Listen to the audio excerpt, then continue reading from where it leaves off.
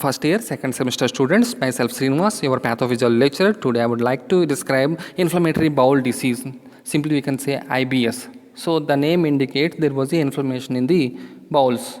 Inflammation signs redness, pain, swelling, loss of function. Those will be observed in the IBS in the intestines, both in small or large intestines. So this can be two forms, ulcerative colitis and Crohn's disease. Ulcerative colitis, in this we will observe chronic inflammation and soreness in the inner lining of colon and rectum. In case of Crohn's disease, such type of chronic inflammation is there at any portion of the GIT, usually observed in terminal ileum. The causative factors are immunological, abnormal activation of immune system against the intestinal cells leads to the beginning of inflammation, and genetic factors. There was no specific evidence for the genetic transmission of such inflammation gene, but there was a observation in monozygotic twins. Their chances of getting such inflammation is 3%. Microbiological flora, presence of pathogenic bacteria also leads to IBS. Psychological factors, major psychological factor is stress. Stress also leads to IBS. So those persons are sensitive, and death of family members and divorce cases may get IBS. Smokers, ex-smokers are more chances to get this one compared to smokers. And usage of long-term usage of oral contraceptives leads to IBS. Coming to pathophysiology, there was a abnormal chronic activation of immune system against the intestinal cells even in absence of foreign substance. This lead to the inflammation and ulceration. Usually the counter mechanism by the T cells may not be begins. This lead to disease progression. Lack of such suppressors and regulators leads to development of this disease.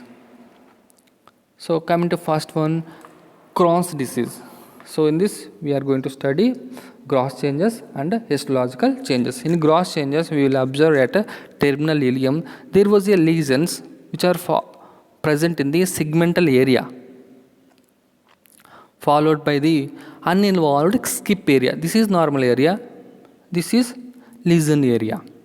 So likewise they are present, the bowel wall is thickened and the lumen become narrowed.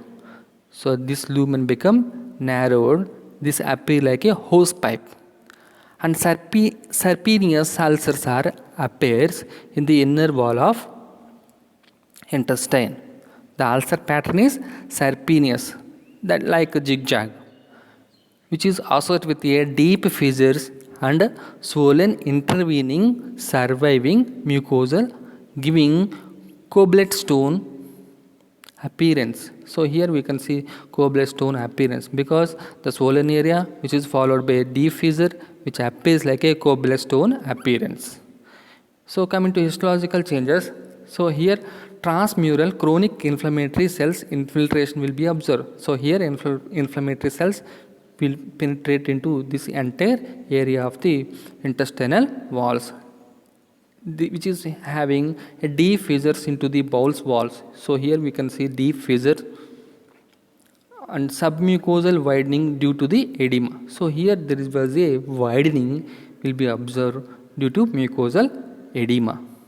Some prominent lymphoid follicles and few non-casing epithelioid cells granuloma in the bowel wall will be observed. So here these are non-casing epithelioid cells. Coming to the ulcerative colitis. So here gross changes, here histological changes. There was a continuous involvement of the rectum and colon will be observed in this case. The ulcers are superficial with intervening inflammatory pseudo polyps. So here we can see pseudo polyps. Ulcers are superficial.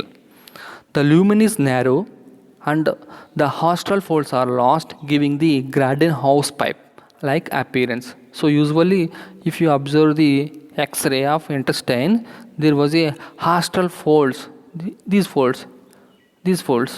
Okay, na? In this case, ulcerative colitis, these folds are lost. This gives an appearance like garden hosepipe like appearance. In case of histology, there was a superficial ulcers were observed, So here only observed with mucosal infiltration by the inflammatory cells, as you seen previously, with crypt abscesses. So in this crypt area, there was abscesses will be observed. So coming to classification, based on site and extent of inflammation, it can be classified into ulcerative colitis can be classified into ulcerative proctitis, where there is the involvement of rectum and a mild bleeding will be observed, a pain and urgency and tenesmus will be observed. Protosigmoiditis. So in this rectum with the sigmoid colon will be observed. The symptoms are same with the cramps. Left side colitis. In this rectum, sigmoid colon plus descending colon will be involved in this inflammation. The symptoms are with above symptoms and bloody diarrhea and weight loss will be observed. Pancolitis. Pan means total colon. Total colon with the rectum will be involved. So above symptoms with fever, night sweats will be observed. So here it is very difficult to treat. Fulminant colitis. It is a severe form of ulcerative colitis where we will observe dehydration, shock, megacolon and rupture of colon will be observed. Another classification based on severity, mild ulcerative colitis in this rectum and dorsal colon will be observed. Distal colon will be observed where diarrhea and pain will be observed. And moderate ulcerative colitis, rectum and half to 1/3 of the colon will be observed. So it is associated with bleeding. Severe ulcerative colitis, here rectum, entire colon will be observed. The symptoms are very severe. So here clinical manifestations are bloody diarrhea, abdominal pain, fever, cramps, weakness, dehydration, blood loss, which leads to the hypotension and rapid pulses. Thank you.